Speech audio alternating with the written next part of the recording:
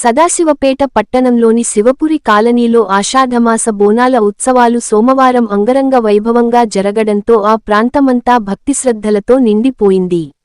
వీరభద్రీయ కుల సంఘం ఆధ్వర్యంలో నిర్వహించిన ఈ బోనాల జాతరలో స్థానిక మహిళలు, కుటుంబ సభ్యులతో కలిసి ఎంతో ఉత్సాహంగా పాల్గొన్నారు.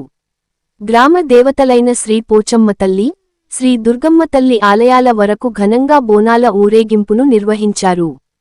సంప్రదాయ వేషధారణలతో, శంఖనాదాలతో, దుమ్దుమల మేళతాళాలతో సాగిన ఈ ఊరేగింపు అందరి దృష్టిని ఆకర్షించింది.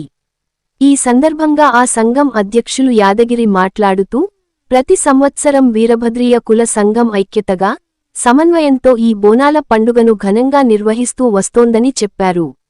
ఇది మన సాంస్కృతిక విలువలను ముందుకు తీసుకెళ్లే గొప్ప అవకాశం అని యాదగిరి తెలిపారు. ఈ కార్యక్రమంలో సంఘ కోశాధికారి చవ్వ నర్సింగ్ రావు, ఇతర ప్రముఖులు, పెద్ద సంఖ్యలో సంఘ సభ్యులు పాల్గొని జాతరను మరింత వైభవోపేతంగా మార్చారు. ఆషాఢమాసానికే ప్రత్యేకత అయిన బోనాల ఉత్సవాలు ఈ ఏడాది కూడా ప్రజల ఆధ్యాత్మికతకు అద్దం పట్టినట్టు నిలిచాయి.